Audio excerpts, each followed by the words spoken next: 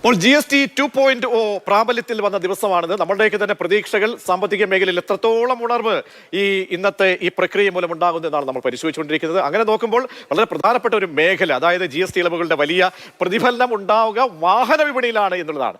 ഇളവ് പ്രാബല്യത്തിലാകാൻ കാത്തിരിക്കുകയായിരുന്നു കാർ വാങ്ങാനിരിക്കുന്നവരെന്ന് നമ്മളുടെ പ്രതികരണങ്ങളൊക്കെ തന്നെ വ്യക്തമാക്കുന്നുണ്ട്.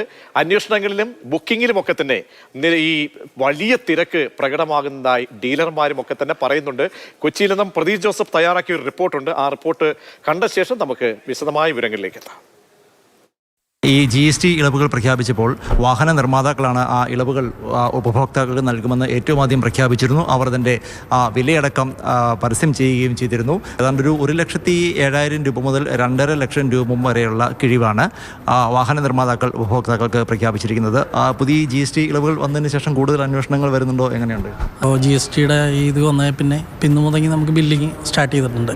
അപ്പോൾ നമുക്ക് അത്യാവശ്യം എൻക്വയറീസ് ഉണ്ട്. പോണം പോലുള്ള സമയത്ത് ഹോൾഡ് ചെയ്തിരിക്കുന്ന ഒരുപാട് കസ്റ്റമേഴ്സ് ഇപ്പോൾ അതിന് വേണ്ടിയിട്ട് അത്യാവശ്യം അതിൻ്റെ തിരക്ക് ആയിട്ടുണ്ട്. നമുക്ക് ബിഗിനീസ് പോലുള്ള ചെറിയ വാഹനങ്ങളിലൊക്കെ അത്യാവശ്യം ഒരു 80,000 രൂപ വരെയൊക്കെ നമുക്ക് റേറ്റ് കുറഞ്ഞിട്ടുണ്ട്. ഫ്രോൺസ് അങ്ങനെയുള്ള വാഹനങ്ങളിലൊക്കെ 1 lakh വരെയൊക്കെ ഓഫേഴ്സ് കുറഞ്ഞിട്ടുണ്ട്.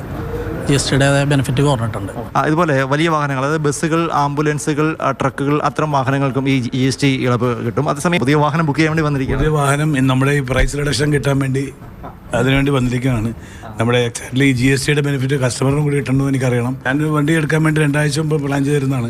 ഇങ്ങനൊരു ഇൻഡിക്കേഷൻ കിട്ടിയപ്പോൾ ഞാൻ അത് വെയിറ്റ് ചെയ്തു അതിനുവേണ്ടി. നേരത്തെ 28% GST ഈടാക്കിയിരുന്നത് കാറുകൾക്ക് 1500 cc താഴെയുള്ള ഡീസൽ വാഹനങ്ങൾക്കും 1200 cc താഴെയുള്ള പെട്രോൾ വാഹനങ്ങൾക്കും GST 18% കുറച്ചിരിക്കുന്നു. ഒപ്പം സെസ്സും മറ്റു കാര്യങ്ങളിലെല്ലാമുള്ള ഇളവുകൾ കൂടി വരുമ്പോൾ വാഹന വിപണിക്ക് എന്തായിരുന്നാലും ഈ GST ഇളവ് ഒരു നവോന്മേഷമായിരിക്കും നൽകുകയെന്ന് തന്നെ പറയാം. അപ്പോൾ വാഹന മേഖലയ്ക്ക് കോൾ അടിച്ചു എന്ന് പറയാം. കാരണം ഈ പരിഷ്കരണത്തിലൂടെ എന്താണ് യാഥാർത്ഥ്യ കണക്കുകൾ നമ്മെ പഠിപ്പിക്കുന്നത് നമുക്ക് മനസ്സിലാക്കി തരുന്നപ്പോൾ ഞാൻ ഈ മൊബൈലിലൊക്കെ നോക്കുകയായിരുന്നു എത്രത്തോളം ഈ ഡീലർമാരുടെ ഈ കമ്പനികളുടെയൊക്കെ തന്നെ ഓഫറുകൾ അതൊക്കെ നോക്കുമ്പോൾ പലരുടെയും പ്രതികരണങ്ങളൊക്കെ വരുന്നു. ഒരുപാട് വലിയ വിപ്ലവകരമായ ഒരു ചാഞ്ചാട്ടം ഉണ്ടാകാൻ പോകുന്നു, പ്രതികരിക്കാൻ പോകുന്നു എന്നുള്ളതാണ്. ദിവിഷ് മണി ന്യൂസ് ഡെസ്കിൽ നിന്ന് നമ്മുടെ പറ്റിയിരുന്നു. ദിവിഷ്, ഇപ്പോൾ നമുക്കൊരു കാർ ഏറ്റവും പുതിയ കാർ എടുക്കാറായില്ലേ? പിന്നെ ദിവിഷ്, ഞാൻ നമ്മളിപ്പം കൊച്ചിയിൽ നിന്ന് പ്രദീപ് പറഞ്ഞ റിപ്പോർട്ടിൽ നോക്കുമ്പോൾ വലിയൊരു വ്യത്യാസം വരികയാണ് വാഹനങ്ങൾക്ക്. നല്ലൊരു ഇത് മാർജിൻ. പ്രദീപിന്റെ ലൈവിൽ ഷോറൂമിന്റെ മാനേജറുടെ മുഖത്ത് ചിരിയണ്ടല്ലോ അറിയാം. അതെ, നല്ല മാർജിൻ വരുന്നുണ്ട് എന്നുള്ളതാണ്. ഒരു കാര്യം കൂടി ഞാൻ പറയാൻ വന്ന കാര്യം, നമുക്കെന്തായാലും വാഹന മേഖലയിൽ GST കൊണ്ടൊരു ഗുണമുണ്ടാകും.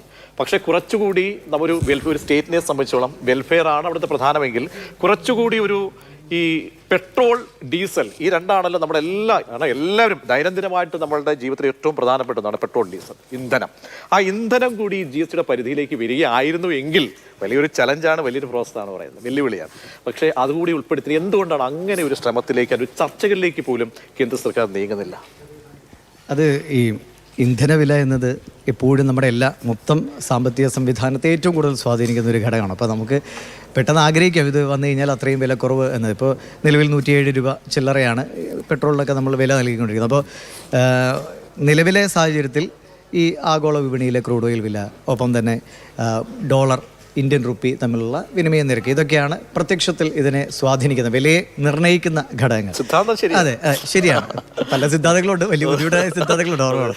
അപ്പോൾ അതിനുശേഷം നമുക്കറിയാം കേന്ദ്രത്തിൻ്റെ കൃത്യമായ നികുതി, സംസ്ഥാനങ്ങളുടെ നികുതി, വാറ്റ്, സംസ്ഥാനങ്ങൾക്ക് കൃത്യമായ വരുമാനം കിട്ടുന്ന ഒരു വഴിയാണ്.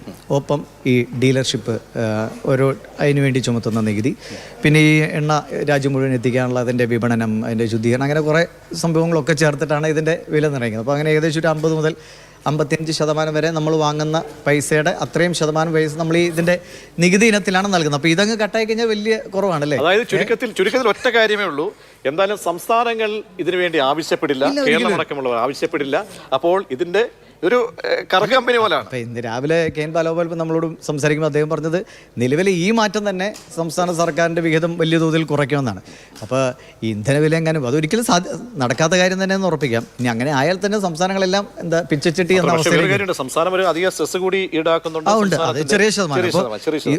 ഏത് നിലയിലാണെങ്കിലും ഇതിപ്പോൾ നിലവിലുള്ള ഈ 50-55% നിന്ന് നമ്മുടെ GSTയുടെ ഉയർന്ന പരിധിയിലേക്ക് കൊണ്ടുവന്നാൽ പോലും സംസ്ഥാന സർക്കാരുകളുടെ നിലവിൽ തന്നെ ഒരു 25 മുതൽ 30% വരുമാനം എന്നത് ഇന്ധന നികുതിയിലൂടെ തന്നെ കിട്ടുന്നതാണ്.